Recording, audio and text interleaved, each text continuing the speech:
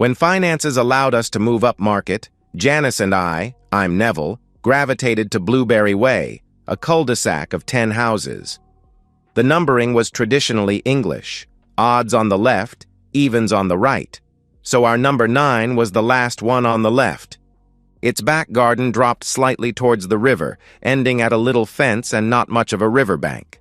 Not really suitable for families with small kids, which was fine by us. We had none. Across the road, number 10 was also for sale, and a little cheaper than ours. Smaller back garden. But it had to be this one because 9 is my lucky number. It needed a little work, but at least the most expensive job, new electrical wiring, had been completed. I'd just landed 2 new contracts and the commissions were in the bank.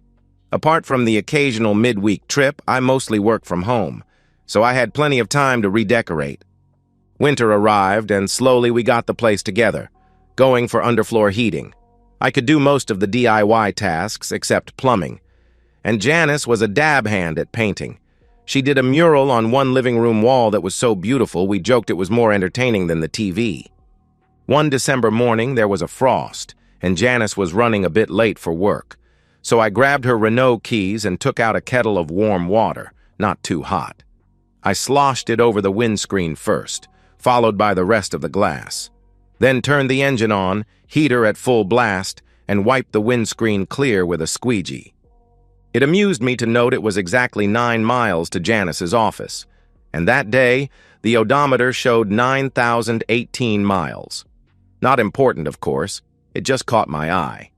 It wasn't often it would hit a number divisible by 9, as she also used the car for shopping, and at weekends it might not line up like this till the new year. Tonight, it should be 9,036, and I'd feel obliged to check. That's the kind of pedant I am. Thanks for warming my car, sweetie. What's the house job for today? Janice asked. Last one, I've been putting it off. The cupboard under the stairs. Though I'm not sure what we should do with it. Maybe I'll just paint the inside white, I replied. Well, good luck. See if you can get a tree if you have time. We'll decorate it this weekend. Now I've got to go, she said, rushing out. I poured another mug of coffee and opened the stairs door. It was just a plain cupboard, getting lower towards the rear, of course. There was paneling fixed to the underside of the stairs, so it was a smooth 45-degree slope, dropping towards the floor until it reached the 3rd step up. That last part was blocked off, too small to be of any use. We had finished unpacking long ago, and I couldn't think what we'd use this for. We already had a coat cupboard near the front door. I suppose it could have housed a fake Christmas tree. But Janice had set her heart on a real one. We'd probably have a go at planting it in the garden after Christmas. Sometimes they survive. The whole cupboard interior looked odd somehow. Hanging just inside the door was a hook. We had reopened the fireplace, more for the ambiance of a real fire than its warmth, and there was a fire tong set in the hearth. This hook under the stairs had a handle and looked just like the poker but with a bent-over end. I had no idea what it could be for, yet was reluctant to throw it out. You know, just in case. Then there was the floor. It was smooth pine boards, which was strange. The rest of the hallway was granite tiles. Covering part of the floor was an old welcome mat, which had probably been at the front door for years. Someone had decided to keep it. But who needs a mat inside a walk-in cupboard? It didn't make sense. Finally, there was a round metal stud at the top of the sloping paneling. It was the size of a 50-pence piece. What on earth was that for? Time for action. I stood up, lifted the hook off the wall, and accidentally kicked my coffee over. I jumped back and let go of the hook. "Darn!" I exclaimed. I ran to the kitchen and grabbed a cloth, but when I got back, the coffee was mostly gone. Just my Homer Simpson mug lying on its side. I wiped the wet patch, but it only made the cloth damp, and there was no sign of the hook. Come to think of it, I hadn't heard it hit the floor. I looked up, then lifted the wet mat, and all became clear. There was a small hole in the floor. Next to it was a second metal stud. My hook was directly above my head, hanging from the top stud. So it must be magnetic, and these floorboards were just resting on some kind of frame. The hook was to be inserted into this hole and lifted, so I tried it. Up came the entire floor, and sure enough, the magnetic studs clicked together and it stayed in place. Revealed was a concrete stairway. The top steps had coffee dripping down them. I wiped them and took the cloth back to the kitchen, where I found a torch.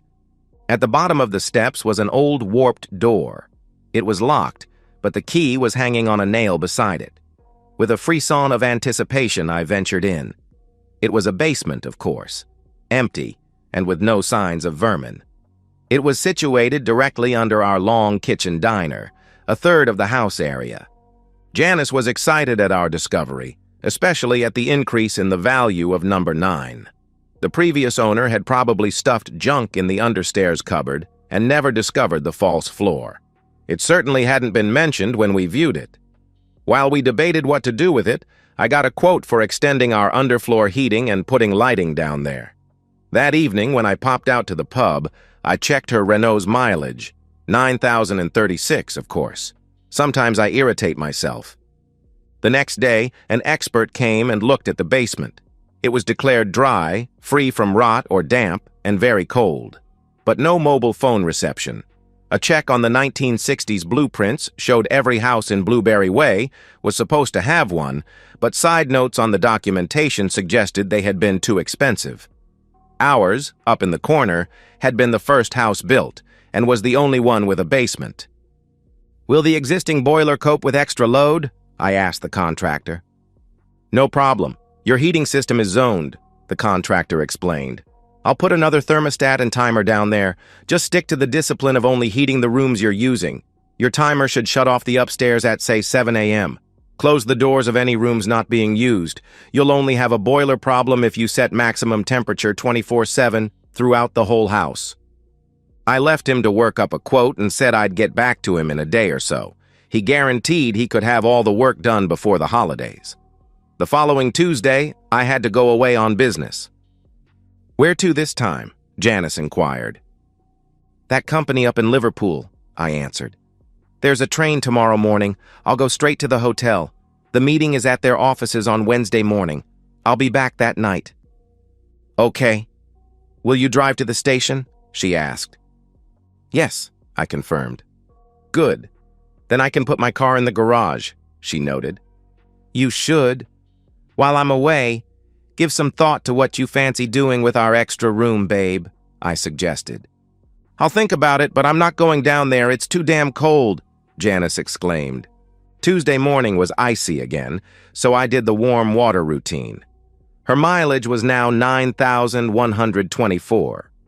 I got an extra affectionate kiss at the door. "Make sure you call me when you get to the hotel, sweetie, so I know you've arrived safely," she said tenderly. "Of course," I promised. She drove off to work. I have a small hold-all for overnight trips. Put it on the passenger seat of my Audi and rolled out onto the drive. I closed the garage door behind me with a remote. Janice has the other one. Home on Wednesday night, I got a warm welcome. "How did the meeting go?" Janice asked. "Better than expected," I replied. "They've signed up for another 2 years without asking for a discount. We can afford one of those holidays we discussed next summer. You wanted Seychelles and I fancy Prague, followed by the Dalmatian coast. I'll get some brochures tomorrow." She squealed with delight. I hoped she'd settle for Prague. It was freezing again Thursday morning when I took the kettle out to her car. I noticed number 10 across the road had put Christmas lights all over the front of the house. I suppose if there is a moment, that moment when the worms of suspicion start to wriggle, it was right then. The odometer should have added 4 9-mile trips and read 9,160. Even more, if she'd stopped off anywhere for dinner or shopping, it shouldn't be less. Yet it displayed 9,142. 2 trips, 1 to work and 1 home. Had she got a lift yesterday? I had called her on her office phone, so she'd certainly gone in. "Any problems with car while I was away?" I asked casually. "No," she replied. "Yesterday or Wednesday? It got you to work both days?" I pressed. "Sure. "Why do you ask?" she questioned. "I thought I heard a bit of knocking noise as you pulled away. Perhaps it's just the cold," I said. "No, it's been fine all week," she insisted. "Probably my imagination then," I conceded. But it wasn't my imagination, was it? I sat at the computer in my study and thought about it. Had my wife spent a night away from home? Was she being unfaithful? I soon found what I was looking for, an app that would spy on her phone. That night I borrowed it and plugged it into my computer. A few minutes later, I returned it to where it had been charging. From now on, I could view all her messages, monitor calls, and even check the phone's location. And I could access that info from my computer or from my phone. After she'd gone to bed, I started with the location history. She had gone to work on the Tuesday, but not come home. That evening, her phone had gone to another part of the city and stayed there all night while her car remained at work. It only returned the following night, hence only 18 clocked miles. Logically, she must have gone to the home of a work colleague and slept over, and that would have to be premeditated, as she hadn't returned here for a change of clothes. There must have been some in her car when she left. Could be a woman's friend, of course, but why lie about the car? She knew I'd be away all night, so if it was an affair, why not do it here? Could there be some innocent explanation? While she was occupied on Sunday, I checked her phone messages. It showed activities that were far from innocent. She was having an affair with her boss, and she'd spent the night at his house. I'd met him a couple of times, and being overweight and balding, he made unlikely competition. But the messages mentioned he was expecting a promotion to director level in the new year. Then he would be entitled to a PA. He could interview for a new one or promote Janice. I guessed spending the night with him must improve her chances. Yet the messages also showed she was reluctant to have intimacy in our house, especially in the marital bed. Concerned I might come back early. If I did, she reckoned her absence could be explained. She'd simply stayed with some girlfriend. But for me to arrive and dig her out from under her boss would take more explaining. Suddenly she got a call. I listened. "I won't be in tomorrow, Janice," her boss said. "I think I've got the flu." "Well, I hope you haven't passed it on to me," she replied. Always possible, I suppose. "I start having the sniffles on Tuesday night," he admitted. "We need to be more careful," she warned. "Why? Catching the flu is hardly a sign of an affair," he laughed. "No, not that. This morning, Neville was asking about my car for some reason. It's probably just my imagination," she explained. "But you have drive-in garage," he pointed out. "The neighbors aren't going to be telling him your car wasn't home for one night." "You're right. I'm just being overcautious," she agreed. "Look, I'm not tech-savvy," he confessed. "But can't you get an app? Find my phone or something? Then you could keep track of him." "Good idea," Janice replied. "I'd feel much safer knowing where he is all the time. I'm not very tech-savvy either, but I could probably get someone to help me." Clever, but I thought of it first. I acted normally over the next week and all went quiet on her phone. I wouldn't know what they got up to at work, of course. But as far as I could tell, they only had intimacy when I was away. The basement got its heating installed and we bought it some early presents. A big TV and a DVD player. Janice and I sometimes watch films. 2 sofas and a low table completed the ambiance. Now there was no reason to compromise on our type of tree.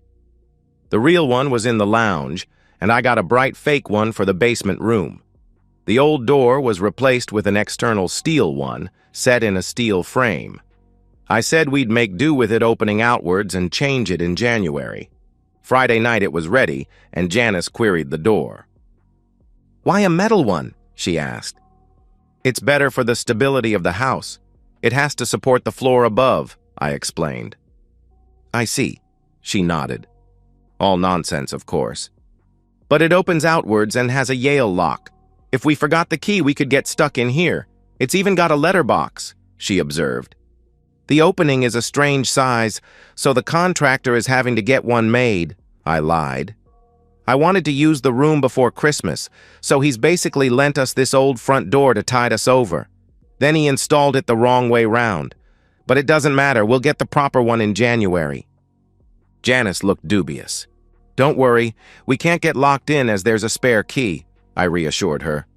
We'll carry one each with our normal keys, and I've hung the third on a hook just inside the basement door. Don't move it. It's for emergencies only. Oh, that's okay then. I like the low lighting. Very romantic, she said appreciatively. I thought so too. And the curtains across that end wall make it feel even warmer, I noted. With the second Christmas tree lit up in front of them, you can imagine there's a window behind there. I've ordered 2 rugs. They should be delivered in January, but it's ready for use now. I noticed. It's lovely and warm, she agreed. Listen, I'm going up to Edinburgh next Tuesday, so pop in here occasionally and check the temperature, would you? I suggested. I'm leaving the heating on low every night to make sure the plaster and paint dry out properly. No problem, she said. This Scottish deal could be my biggest yet, I continued. If I get it, we can take 3 or 4 weeks holiday next summer. If your boss will give you the time off, we can go to the Seychelles and Eastern Europe. Wow, I think I might be able to persuade him, she said with a smile. Yes, I think I know how. One last thing. As it's almost Christmas, I thought I'd visit my mum for a few days while I'm in Edinburgh. She's just over the bridge in Dunfermline, I added. Good idea, she agreed. And when I get back, we'll place the new rugs and some scatter cushions. Then we can watch films and christen the sofas, I said cheerfully. Both of them? I can't wait, she exclaimed. Janice and my mother have never got on. Ironically, Mum always said she was a bit tardy. At the time, I thought that was just the usual, no one is good enough for my son kind of thing. But now I wonder, did she spot something I didn't? Anyway, it would be nice to visit her before Christmas, especially as I did not actually have any business in Scotland, or any plans to go to the bloody Seychelles. That night, Janice left something in her car and went outside briefly. I was ready and checked my computer. How about Tuesday night? My place, she said. We can christen the new sofas in our basement. Your refurb is finished? Her boss asked. Yes, all but some rugs, she confirmed. So, you've overcome your reluctance to make love in your house? He questioned. Yes, this time I have, she replied. It's no problem now I know where he is all the time, but I still draw the line at doing it in the marital bed. On Tuesday, Nev's going to Edinburgh. He could never get back from there in time to catch us. Tuesday it is then, he agreed eagerly. I'll give you an early Christmas present. You have to unwrap it with your teeth. Can't wait, she giggled. Don't leave your car at the office, though. After work, I'll follow you to your place. Leave yours there and get in mine. Then I'll drive us straight into our garage, and no one will see you come into the house. Stay the night, and I'll run you back to yours Wednesday morning. Sounds like a plan. How long is he away? He asked. A few days. Probably till the weekend, she said. He's visiting his miserable old cow of a mother. I can stop over more than once then, he suggested. You'd better, she purred. I want to get thoroughly exhausted before Santa comes. Great! After I give you your present, you're going to be finding it difficult to walk, he boasted. It's starting to sound more like your Christmas present, she laughed. You'll get everything you want, so let's agree on my pay scale now. I know there are 2 entry levels, so pick the higher one. I have enough experience to justify it. I've already checked. The higher rate is at my discretion, he replied. But there's one last piece of experience you need first. What's that then? She asked. I thought we'd done everything on your bucket list. Well, I've always liked the idea of being taken care of afterward, he said with a sly grin. You naughty man, she exclaimed. Will you do it? He pressed. If you're good, she teased.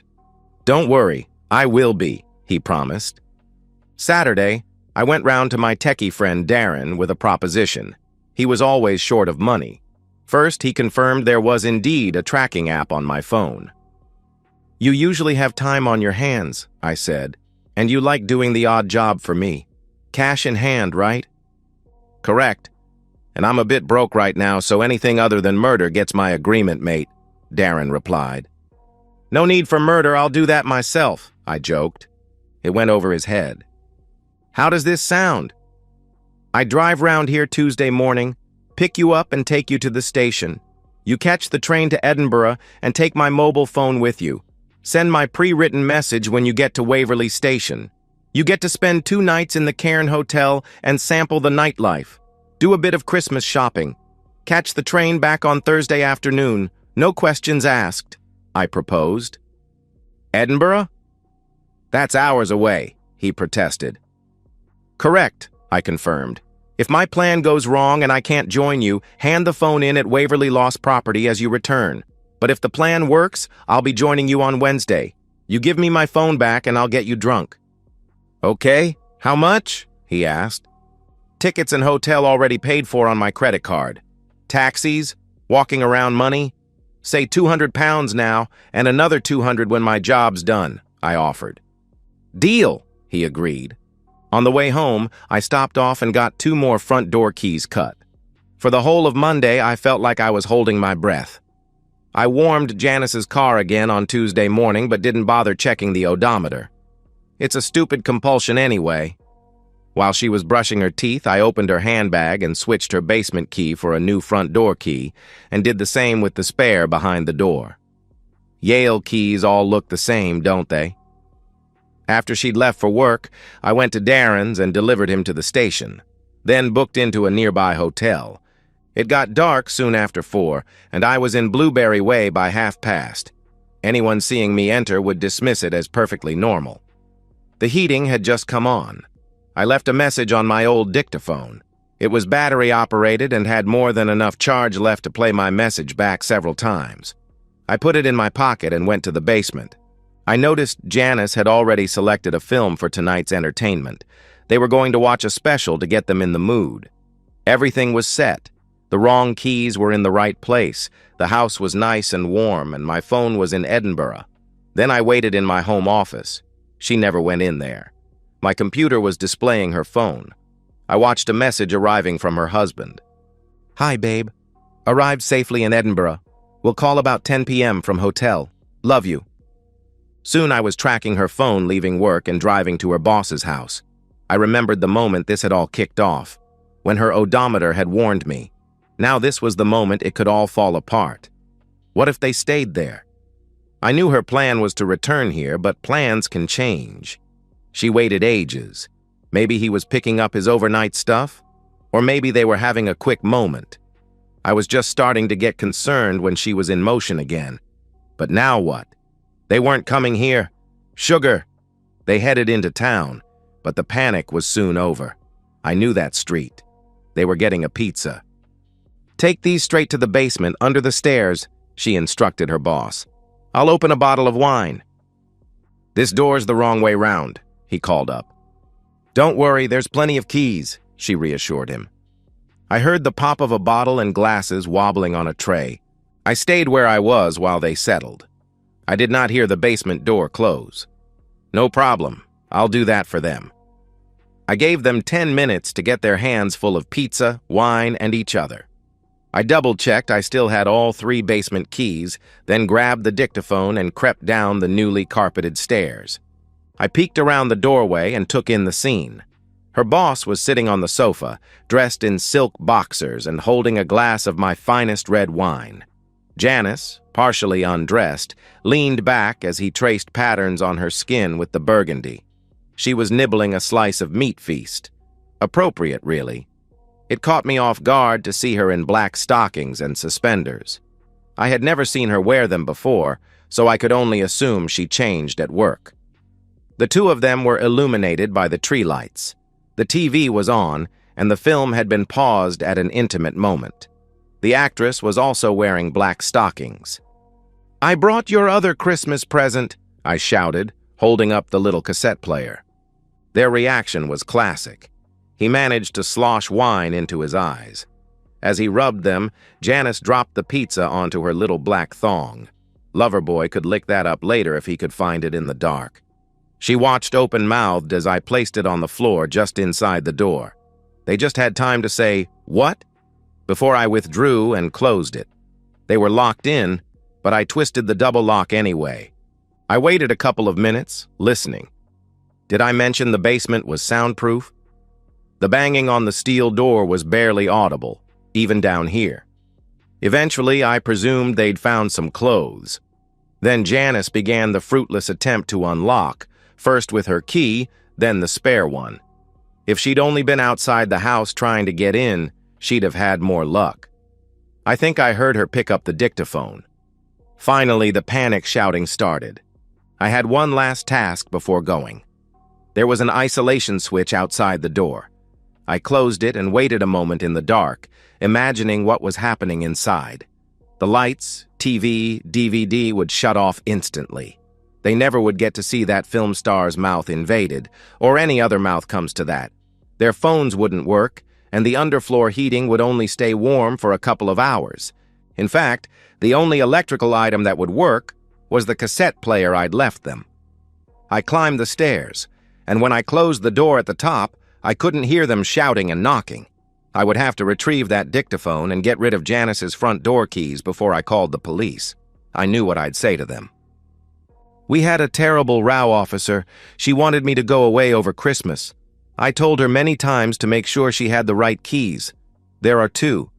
I was going to get the door changed next week, so it could be locked from the inside. The house was dark when I walked back to the hotel. Early start tomorrow, catching the Edinburgh train. But you said he'd arrived in Edinburgh, Janice exclaimed. He had, her boss replied. Maybe he flew back. I told you he was acting suspiciously. Pity you didn't act on those suspicions, she snapped. That's right. Blame it all on me, he retorted. It's not helping, though. How long do you think he'll leave us down here? She asked fearfully. Not very long. He's just making a point, he reassured her. Ah, I think this must be play. Then the voice recording played. Hi, babe. Good job, lover boy thinks you're so hot. You'll be needing to do something to keep warm. The weather forecast says it'll freeze tonight, by the way. I'm off to Scotland now. I'll be staying the weekend. In fact, as my mum is half Scottish, I may as well stay through to Hogmanay. I'll see you when I get back in the new year. Though you won't see me, of course. I'll give your love to Mum. The new year passed quietly at 9 Blueberry Way. Number 10 took their lights down on January 2nd, and the postman stopped delivering to number 9 after the letters started piling up behind the door. It was Mrs. Thornton at number 7 who first raised the alarm. She hadn't seen either of the Hamiltons since before Christmas, and Janice's car hadn't moved from the garage. The police arrived on January 8th, finding the house empty but undisturbed. Tea mugs in the sink, a bed still made, and an extinguished Christmas tree in the lounge. 3 days later, when the forensic team moved the welcome mat in the understairs cupboard, they found the false floor, and beneath it, the contents of the basement.